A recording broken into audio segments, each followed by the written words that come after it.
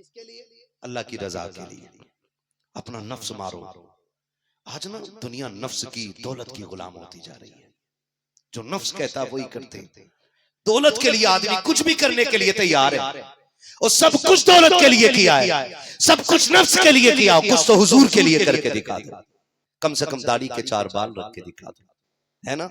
मुझे तो ताज्जुब होता है, अब्बा मर जाता है ना, बेटा पूछता है कि अब्बा मर गए, बताओ बख्शिश कैसे होगी, कोई तरीका बता दो अब्बा को जन्नत मिल जाए। सबसे आसान तरीका है, अगर बेटे के चेहरे पे दाढ़ी नहीं है ना, बाप का जनाजा पड़ा, बाप के जनाजे की पायती में बैठ और रुक कर मदीने की तरफ, आका मैं अपने बाबा के आज मौत के दिन आपसे गुजारिश कर रहा हूँ, मैं आपके नाम पर आपकी सुन्नत के बाल रख रहा हूँ, इतनी मेहरबानी कर देना, मेरे बाप को बख्शवाने कब्र में आ जाना। इतना कह बाप के जनाजे पे खड़े होकर के हुजूर की दाढ़ी का वादा कर ले, कसम खा के कहता हूँ शायद के तेरे तीजे के चनों से वो फायदा ना पहुंचे, 40वें की टेगों से वो बरकत बाप को ना पहुंचे, जो दाढ़ी की सुन्नत और इस मुबारक बालों की बरकत से अल्लाह दे देगा। जा बाप के सवाब के लिए चेहरे पे दाढ़ी सजा ले, जब तक तेरे चेहरे पे सुन्नत मुस्कुराती रहेगी, तेरे बाप की कब्र में जन्नत की ठंडी हवाएं आती रहेगी। करके क्यों नहीं देखते? करो ना एक बार, वो कभी उनके लिए करके भी तो देखो। वो कहा था ना, सारी दुनिया की निगाहों से गिरा है बेदम, तब कहीं जाके तेरे दिल में जगह पाई है। सारी चीजें एक साथ नहीं मिल पाती है, कुछ पाने के लिए कुछ खोना पड़ता, कुछ पाने के लिए कुछ खोना पड़ता। मेरे सामने नौजवान बैठे और मैं नौजवानों ही से ज्यादा बात करना चाहता हूँ, क्योंकि ये वो पौधे हैं जिन्हें अभी बदला जा सकता है, जिनका रुख चेंज किया जा सकता है, अगर झुके हैं तो सीधा किया जा सकता है। नौजवानों, मौत का कुछ नहीं पता है, कभी भी आ सकती है और कहीं भी आ सकती है ना। कितने लोग ऐसे हैं जो गुज़श्ता साल हमारे साथ रहे होंगे, लेकिन आज इस बड़ी भीड़ में वो लोग नहीं है। जितनी चाहो आंखें दौड़ा लो, आज मनो मिट्टी के नीचे लेटे हैं वो। ऐसा ही है कि नहीं? ऐसा ना हो कि आइंदा साल हम भी ना हो और हम भी गुजरा हुआ कल बन जाएं। आज खड़े हो जाओ हुजूर के लिए। जो उम्मत हुजूर के नाम पे दाढ़ी रखने को तैयार नहीं, उससे दुनिया क्या सबक हासिल करेगी, ये खुद हमें फैसला करना होगा। हुजूर के लिए थोड़ी सी मेहनतें करें, हुजूर के लिए मोहब्बतों का ये खजाना, ये तोहफा पेश करें कि हम चेहरों पे हुजूर की सुन्नत सजाएंगे इंशाअल्लाह। मैं एक बात बताऊं, एक नौजवान था, नौजवान, उसका रिश्ता हो गया, उसने कहीं गुफ्तगू सुनी उलमा की और चेहरे पे दाढ़ी रख ली। तवज्जो है सारे लोगों को? चेहरों पे दाढ़ी, उसने चेहरे पे दाढ़ी रख ली, और जब उसने चेहरे पे दाढ़ी रखी ना, फिर बारात के दिन भी आ गया। अल्लाह करे सब जवान हो, सबके सर पे सेहरे बंधे और सबके माँ बाप अपने बेटों की खुशियां देखें, ये मुकद्दर की बात होती है ना। जब वो दूल्हा बन के बारात में गया ना, ससुराल पहुंचा, तो लड़की वालों ने देख के कहा कि जी दूल्हा तो ये नहीं है। उन्होंने कहा जी दूल्हा यही है। कहा जिस दूल्हा को हम देख के आए थे उसकी दाढ़ी तो थी नहीं। कहा हमारे बेटे ने दाढ़ी रख ली है। लड़की वालों ने कहा ना, हमें वही लड़का चाहिए जो हम देख के आए थे, क्लीन शेव। हमें बाल नहीं चाहिए थे दाढ़ी के चेहरे पे। अगर आप दाढ़ी मुंडवा सकते हो तो मुंडवा दो, वरना बारात लेके चले जाओ। बड़ा चैलेंज था, पैसे वाला बाप था, बड़ी दौलत थी उसके पास, और बड़े लोगों को इज्जत बड़ी प्यारी होती है। तो उसने बेटे को बैठा के कहा लल्ला बेटे दाढ़ी मुंडा दे। उसने बाप के चेहरे को देखा, अब्बा क्या कह रहे हैं? दाढ़ी मुंडा दे। कहा क्यों? कहा देख तेरे बाप की इज्जत पे आ गई है, अगर दाढ़ी नहीं मुंडाया बारात लौट जाएगी, दुनिया मेरे नाम पे थूकेगी। जवान ने कहा अब्बा तू जब हज करके आया था तूने तो बताया था तू हुजूर के रोजे पे जाके बेहोश होके गिर गया था। वो कौन सा इश्क था जिसने तुझे वहां बेहोश किया था, और आज बेटे से दाढ़ी मुंडाने कह रहा है? उसने कहा बेटे दाढ़ी रख लेना, बस निकाह भर की बात है, दाढ़ी मुंडा दे, फिर निकाह हो जाए, फिर मर्जी का मालिक है लड़की ले चलेंगे, फिर दाढ़ी रख लेना। उसने कहा अब्बा ये नहीं हो सकता है। उसने कहा सुन, अब बाप कह रहा है, सुन अब तू मेरी इज्जत के साथ खेल रहा है, अब तू मेरी इज्जत के साथ खेला। ये मसला सारे लोग याद रखें, बाप माँ की फर्मा बरदारी उस हद तक की जाएगी जहां तक शरीयत की मुखालफत ना होती हो।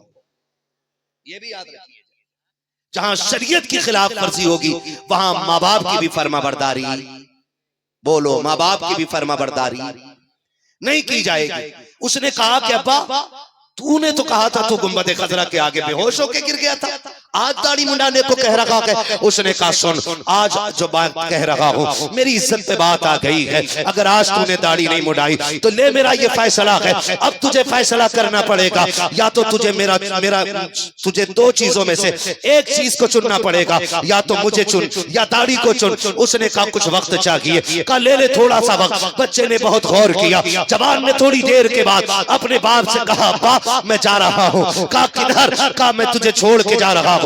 उसने कहा जा तो रहा है मगर तुझे जायदाद में हिस्सा नहीं दूंगा, कोई जायदाद का तुझे एक टुकड़ा नहीं दिया जाएगा। उसने कहा अब्बा तेरी मर्जी है। बाप ने कहा आखिरी बार सोच ले क्या करना चाहता है। बेटे ने सर का सेहरा उतारा, कचड़े के ढेर में फेंका और डंके की चोट पे कहा था अब्बा तेरी इज्जत तुझे मुबारक हो, मदीने वाले की इज्जत मुझे मुबारक हो।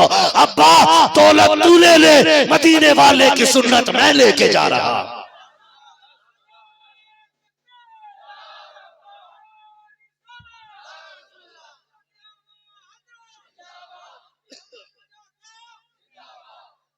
तवज्जो है सारे लोगों की? अल्लाह सलामत रखे। इधर तो जवान चला गया, जवान चला गया। जब जवान चला गया ना तो अब तो खत्म हो गया मसला। मगर सुने, मैंने कहा था कि उनके लिए दर्द उठाओ। खानदान छूटा, जायदाद छूटी, अमीर ज्यादा था, निकल गया घर से, महीनों महीनों एक जोड़ी कपड़ों में टहलता रहा। सर्दी का मौसम आ गया तो बड़े बाप का बेटा था, भीख मांग नहीं सकता था, ज़कात की गैरत ने इजाजत नहीं दी। एक ही कपड़े में वक्त गुजरता गया। सर्दी का मौसम आया, एक दिन बहुत ठंड लगी, मस्जिद में बैठा था। क्या करता, मस्जिद की जो सफ थी ना, चटाई कपड़े वाली सफ, उसमें लिपट के कोने में बैठ गया। ठंड बहुत लगी थी। उस बस्ती के अमीर के ख्वाब में हुजूर तशरीफ ले आते हैं। बोलो यार सुभान अल्लाह। हुजूर तशरीफ ले आए, फरमाया सुन मेरा बेटा मस्जिद में है, उसे ठंड लग रही है, जा उसे लेके आ, उसे अच्छे कपड़े पहना। अमीर की तो किस्मत जाग गई। दौड़ा मस्जिद में आया, आके देखा मस्जिद में सन्नाटा है, कुछ नजर नहीं आया। फिर ख्याल आया हुजूर आए थे ख्वाब में, तो बात झूठ तो नहीं हो सकती है, हो ना हो कहीं ना कहीं कोई तो है। कोने तलाश कर रहा है, कोई नजर नहीं आया। कोने में एक चटाई पड़ी है, उसको जाकर के उठाया, उसकी तय को खोला, जवान निकल के सामने आ गया, उसका हाथ पकड़ा, घर लेकर के आया, आलीशान बिस्तरों में लिटाया, अच्छे कपड़े पहनाए गए। पहनाने के बाद सुबह को ऐलान कर देता है आओ लोगों किस्मत वाला शहजादा देख लो, अजमतों वाला देख लो, अल्लाह अकबर, तारीख गवाह है। लोग दर जोक आते हैं, का किसकी जियारत हो रही है, किसको दिखाया जा रहा है, इसने बगल में कुर्सी डाली है, लोग तमाशाई बने खड़े हैं, का ये कौन है। उसने खुद कदमों में बैठ के कहा था शहजादे कुछ दिन मेरे घर का मेहमान बन जा, कुछ दिन मेरे घर पर रह जा। उसने कहा क्यों मेरे कदमों में आए हो, मैं एक परदेसी आदमी हूँ, अजनबी हूँ, मेरा तो कोई सहारा भी नहीं है, मुझे बाप ने ठुकरा दिया है, खानदान जा चुका है, आप मुझसे इतना प्यार क्यों कर रहे हो। उसने कहा यार मेरे कान में बता दे कौन सी इबादत करता है जो सबसे जुदा है, कौन सा अमल करके आया है जो सबसे निराला है। उसने कहा मामूल की नमाजें हैं, आमतौर के सजदे हैं, जो सब करते हैं वो मैंने किया है। कहा नहीं कुछ तो किया है तूने जो बता नहीं रहा है। कहा तू क्यों पूछ रहा है। कहा अगर तूने अमल न किया होता तो रात ख्वाब में हुजूर ना आए होते, तुझे बेटा ना कहा होता। जैसे इतना सुना है दीवाना तड़प जाता है, क्या मेरे बारे में आका ने बात की है। हाँ तेरे बारे में बात की है। कहा क्या कह रहे थे। कहा मेरे बेटे को ठंड लग रही है, आका ने मुझे बेटा कहा है। कहा हाँ कहा है। तड़प गया दीवाना, चीख मार के रोया, कहता हाय अफसोस आज तक मैं आपसे वफा न कर सका। उसने कदम पकड़े, कहा ये तो बता दे वो कौन सी वफा है जो तूने की है। उसने कहा मैंने नबी के नाम पर दाढ़ी रखी है, खानदान छोड़ दिया है, दाढ़ी रखी है, निकाह छोड़ दिया है, दाढ़ी रखी है, दौलत ठुकराई है। उसने इतना कहा है, कदमों में खमीर आ गया। उसने कहा ठहर जा, तेरी मेहरबानी है कि तेरे सदके में मुझे हुजूर मिल गए हैं। उसने कहा जाने दे, अब मैं नहीं रुकने वाला। कहा क्या चाहता है। कहा मैं ये सोच रहा हूँ एक सुन्नत को अपनाया है तो हुजूर आ गए हैं, अगर पूरी सुन्नत अपना लूंगा तो खुदा मुझे कितनी इज्जतें अता फरमा दे। ओ लोगों कम से कम चेहरों पे दाढ़ियां सजा लो, रखो हुजूर की सुन्नत के बाल, ओ खा किसी से ताना, लौट के आ किसी के दरवाजे से आंसू लेके। हाँ, अगर कोई ये कहते जा दाढ़ी वाला बेटी नहीं दूंगा, कुछ ना करना, रोते हुए मदीने की तरफ मुंह करके सो जाना। अगर आंसू पोंछने के लिए हुजूर ना आ जाएं तो फिर आके मेरा गिरबान पकड़ लेना। हाँ, वो बड़ा करीम है। ऐसे कितने वाकयात है जो मैं आपको बता सकता हूं कि जब कोई उनके लिए रोया है तो फिर हुजूर आए हैं तसल्ली देने के लिए। बरेली से आवाज आती उनके निसार कोई कैसे ही रंज में हो, जब याद आ गए हो सब गम भुला दिए हैं। अल्लाह क्या जहन्नम भी न सर्द होगा, रो रो के मुस्तफा ने दरिया बहा दिए हैं। रो रो के मुस्तफा ने दरिया बहा दिए हैं। हम तो पूरी दुनिया इंसानियत को पैगाम देते हैं, अगर इंसानियत देखनी है ना तो पैगंबर इस्लाम के कदमों में आके देखो, उनके कदमों में बैठ के देखो। इंसानियत का मैयार जिसने बुलंद किया है उसी जात को मोहम्मद रसूलुल्लाह कहा जाता है। मेरे सामने मेरी बेटियां बैठी हैं, इनसे भी हाथ जोड़ के गुजारिश है, जब मेकअप के नाम पे, फैशन के नाम पे दुपट्टे सरों से उतरने लगे ना, तो मेरे नबी की वो कुर्बानियां याद कर लेना जो तुम्हारे लिए मेरे नबी ने उठाई है। वो लम्हे मुस्तफा के याद कर लेना जो मेरे नबी ने तुम्हारे लिए कुर्बान किए हैं। हुजूर कायनात के लिए रहमत है, लेकिन बेटियों के लिए कितनी बड़ी रहमत बन के हुजूर आए हैं। मैं क्या बताऊं आपको, खुदा की कसम बड़ा वक्त चाहिए। अगर आप मुझे सही वक्त पे बैठाते और कुछ वक्त मेरे पास होता ना, तो मैं आप बताता कि हमारे नबी ने कितना करम किया। बेटियों से कहना चाहूंगा, खुदा के वास्ते अपनी इज्जत का सौदा मत कीजिएगा, अपने मजहब का सौदा मत कीजिएगा, अपने दीन का सौदा मत कीजिएगा। कोई भी चीज इतनी महंगी नहीं बनी है जो तुम्हारे ईमान के बराबर हो सके। दुनिया में कोई जेवर इतना बड़ा नहीं है जो तुम्हारी इज्जत से ज्यादा हो जाए। औरत का सबसे बड़ा जेवर उसकी गैरत होती है, उसकी हया होती है। सबसे बड़ा जेवर अल्लाह ने तुम्हें हया की शक्ल में अता फरमाया है। जिस औरत के पास सोना ज्यादा है वो अमीर नहीं है, चांदी ज्यादा है वो अमीर नहीं है। अमीर वो औरत है जिस औरत के पास गैरत सबसे ज्यादा होती है। क्या ज्यादा होती है? जोर से बोलो। गैरत सबसे ज्यादा होती है। वो मोहसिन इंसानियत की जिंदगी आप देखें। कायनात में तो बेटियों को जीने का भी हक नहीं था। कोई पैदा होते ही मार देता था, कोई कुछ दिन के बाद मार देता था, कोई कुएं में धकेलता था, कोई गला काट देता था। कुर्बान जाओ आमिना के लाल पर। मक्के में जलवगर हो रहा है, कायनात की बेटियों को खबर दी जा रही है, खबरदार अब आंसू बहाने की जरूरत नहीं है, बेटियां बचाने वाला आमिना का लाल मक्के में जलवगर हो गया है। ये मेरे नबी ने पैगाम दिया और आज बेटियां सलामत है, आज बेटियां सलामत है। मुझे तो हैरत होती है कभी कभी बेटियां ना, अभी कुछ दिन पहले एक बदतमीजी की कुछ लड़कियों ने नकाब उतारे और उनमें आग लगाई और कहा कि ये पर्दा हमें मजबूर कर रहा है, इसने हमें कैदी बना दिया है। मैं कहता हूँ सुनो, जिन फलों पे छिलके नहीं होते उन पर मक्खियां बैठा करती हैं। और याद रखना, डाली से टूटने के बाद तो लीची अंगूर की कीमत घट जाती है। इज्जत और गैरत को छोड़ने के बाद औरत की कितनी कदर रह सकती है ये औरत अच्छी तरह जान सकती है। मसला ये नहीं है कि नकाब आपके लिए कैद है, मसला ये नहीं है कि चादर आपके लिए कैद है, मसला उन नंगी औरतों का है जो दुनिया में अकेली रह गई हैं और अपनी भीड़ बढ़ाना चाहती हैं, शरीफ बेटियों को अपनी तरह करना चाहती हैं। क्या मुआशरा इतना मुर्दा नहीं हो गया? क्या आज शादी में अगर गरीब की बेटी अपने चेहरे पे चादर डाल के आती है तो अमीर जादी जिसने कपड़े पहन के भी नंगी हो रखी है जो, वो ये देख के कहती है देखा अभी भी पुराने चलन में जी रही है, जाहिल है, अनपढ़ है। नहीं बेटी, ये अनपढ़ नहीं है, ये जाहिल नहीं है, ये वो बेटी है जिसके सर की चादर बता रखी है कि इसकी नजरों में वो गैरत मौजूद है जो करबला में सैयदा ज़ैनब की चादर में नजर आ रहा है। आज हम उसे जाहिल कह देते हैं, अनपढ़ गवार कह देते हैं, जो बेटी सर पे चादर डाले रहती है। आज काबिल वो बेटी है जिसकी चादर सड़क के कंधे पे आ गई है, कंधे पे आ गई है।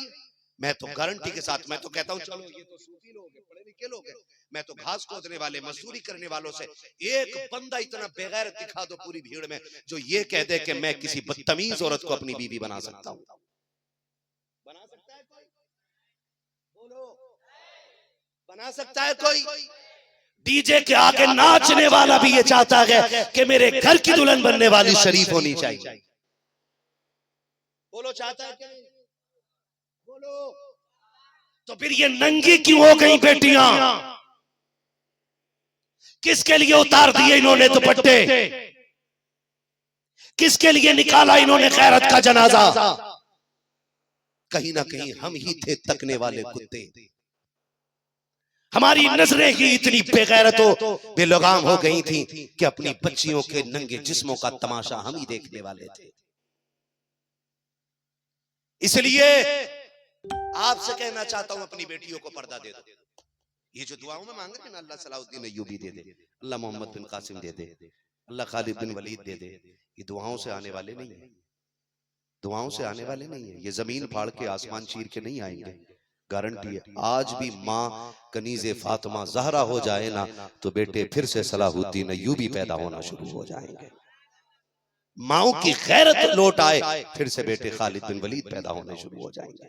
हमारे खानदान में गैरत को बाकी रखना जरूरी है, अपनी नस्लों में हया को लाना जरूरी है। जवानों से कहूंगा, दाढ़ियां रखो, टोपियां ओढ़ा करो, टोपियां ओढ़ा करो। नहीं नहीं, माहौल खराब है, टोपी ओढ़ के निकलेंगे, लोग पहचान लेते हैं, पहचान लेते हैं। सुनो, तुम्हें वही लोग मिटाना चाहते हैं जो तुम्हारी बराबरी नहीं कर पा रहे। सोचो, तुम्हें वही लोग मिटाना चाहते हैं जो तुम्हारी जूती के बराबर नहीं हो पा रहे हैं। तुम्हें जो मकाम मोहम्मद अरबी ने दे दिया है ना, कोई माई का लाल एड़ियां रगड़ के भी उस मकाम की पहली पैरी तक नहीं पहुंच सकता है। रखो अपने चेहरों पे दाढ़ियां, सरों पर टोपियां रखा करो, टोपियां। हादसे हो रहे हैं ना, हादसे हो रहे हैं रोड। अब ना, अब तो अल्लाह माफ करे, मुसलमान देख के गाड़ी चढ़ा दी जाती है, मुसलमान देख के गाड़ी चढ़ा दी जाती है, मुसलमान देख करके गोली चला दी जाती है। लेकिन मारो कितने मारोगे? तुम्हें क्या लगता है तुम्हारी इस तरह के जुल्म से इस्लाम मिट जाएगा? इस्लाम की फितरत में कुदरत ने लचक दी है, जितना के दबाओगे उतना ही ये उभरेगा। और हमारा तो मिजाज है, कत्ले हुसैन असल में मर्गे यजीद है, इस्लाम जिंदा होता है हर करबला के बाद। तुम जितना दबाना चाहोगे ये उतना ऊपर जाएगा। काटो कितने काटोगे?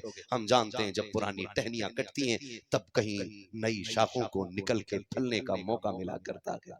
हाँ, हम कटने के लिए भी तैयार हैं, मरने के लिए भी तैयार हैं, लेकिन हुजूर का दीन छोड़ने के लिए तैयार, दीन छोड़ने के लिए तैयार। सारे बोलो, दीन छोड़ने के लिए तैयार।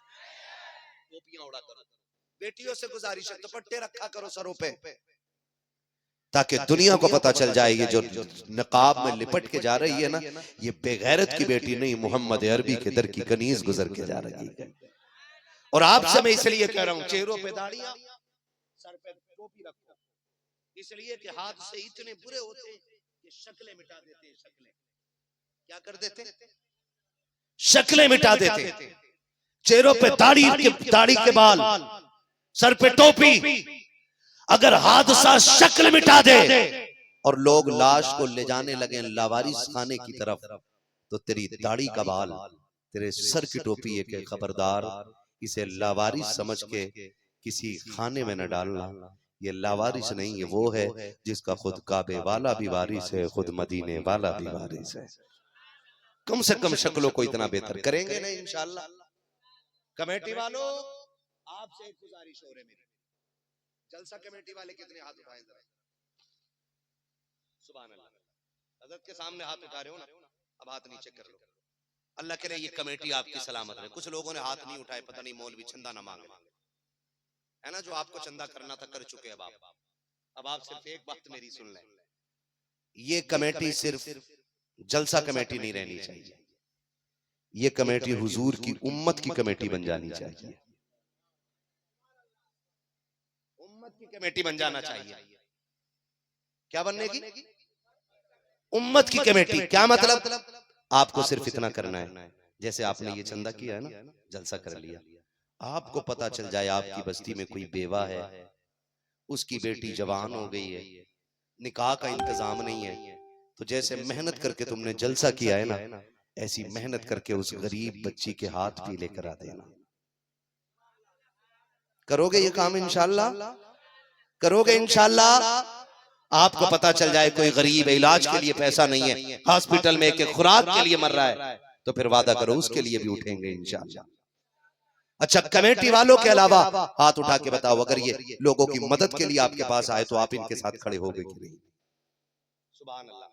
जिन लोगों ने हाथ उठाए अल्लाह उन्हें देने वाला बना दे, और जो हाथ नहीं उठा रहे अल्लाह उन्हें लेने वाला बना दे। यहाँ दो ही ऑप्शन है, या तो ज़कात ले या दे। तीसरा कोई ऑप्शन ही नहीं है इधर। या ज़कात लो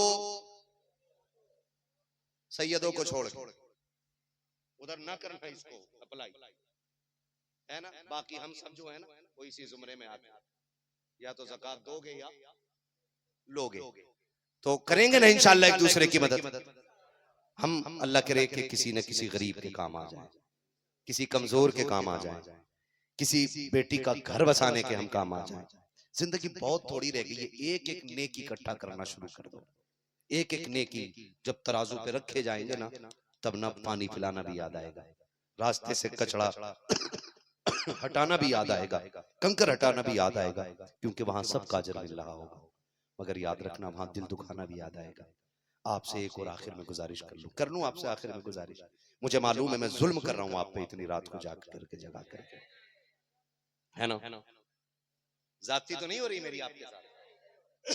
आपने बड़ी मोहब्बतें दिखाई है माशाल्लाह, 2.5-3 घंटे तकरीर से पहले बैठाए रखा है। पूरी ताकत तो आपने तकरीर वाली वही निकाल दी बैठाए बैठाए, है ना। मैं फिर भी आपकी मोहब्बत में बात कर रहा हूँ, आप हुजूर की मोहब्बत में बैठे हैं। आप जरा खुल के कह देना या रसूल अल्लाह।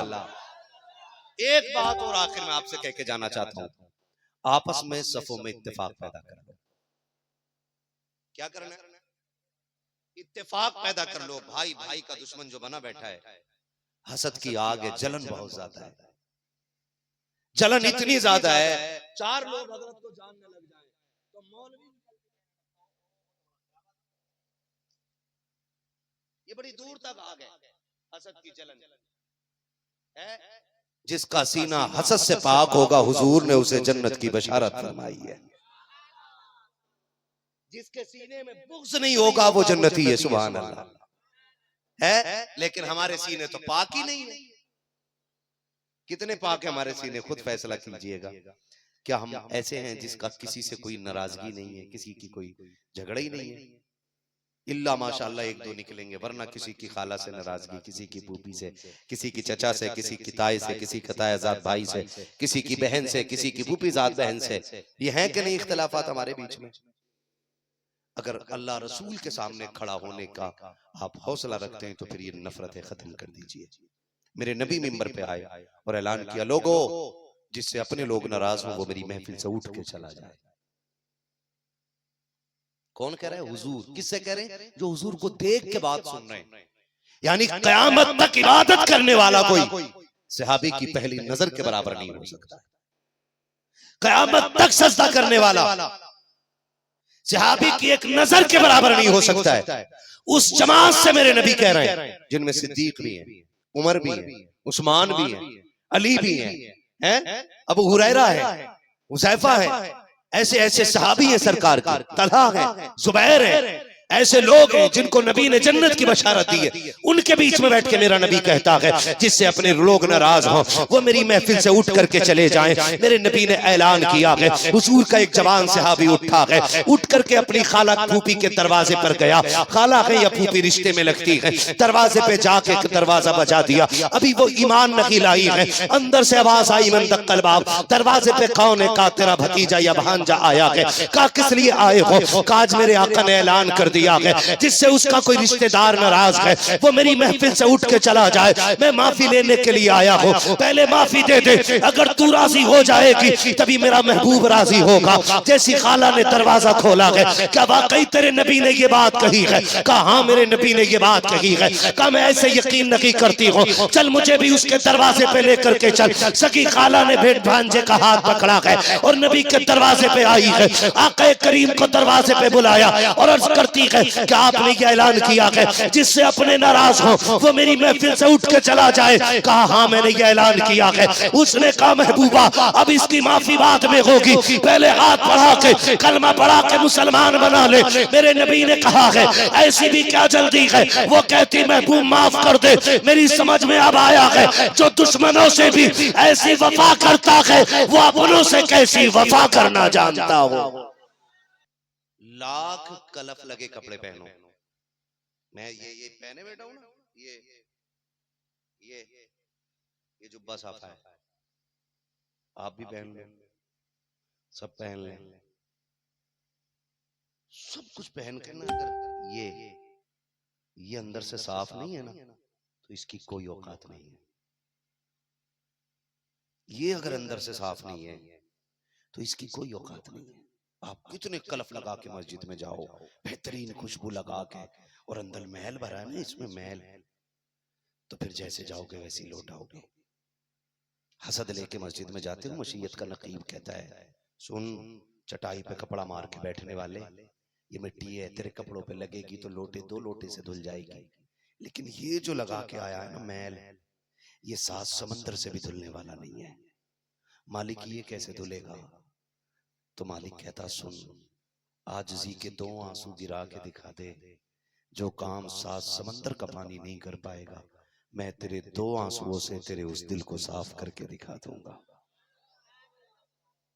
ये साफ होना चाहिए, इसको साफ कीजिएगा। इसको अगर किसी को आगे बढ़ता हुआ आप देखें ना तो हसद ना करें, ये कैसे चला गया यार, इसको कुछ ना कुछ लग जाए, गिर जाए, इसकी टांग टूटे, इसका नुकसान हो जाए, ये बिल्कुल नहीं।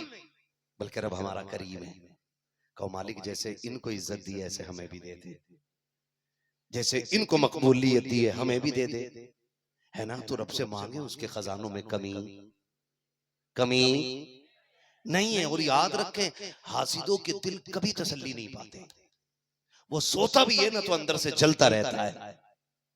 तसल्ली उन्हीं को मिलती है जिनके दिल अंदर से साफ होते हैं। आपने देखा है ना, इमारत बहुत ऊंची है, 10 माला, नींद नहीं आ रही है, स्लीप वेल के गद्दे हैं, बेहतरीन 5 स्टार एसी लगा है ना, 2 टन का एसी है, फिर भी पसीने छूट रहे हैं। कह रहा मेडिकल से नींद की गोली ले आऊं, खा ली, फिर भी नींद नहीं आ रही, पूरी पूरी डब्बी खा जाते हैं, नींद नहीं आती है। लेकिन कभी तुमने किसी मजदूर को देखा है कि वो कभी नींद की गोली खाता हो? है ना। आप खेती करने वाले, हमने अपने खानदान को देखा है, हम भी खेत पे जाते हैं, अपनी जमीनें देखते हैं, तो जब थको ना, मैंड पे लेट जाओ तो वहां भी ठंडी नींद आ जाती है।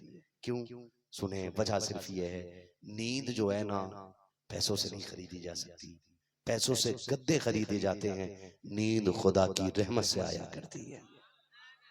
वो कहा था ना किसी ने, फुटपाथ पे सो जाते हैं अखबार बिछाकर, मजदूर कभी नींद की गोली नहीं खाते। जिनकी इमारतों में किसी के हक का 1 रुपया लगा होता है, फिर उन्हें नींद की गोलियों से भी नींद नहीं आती है।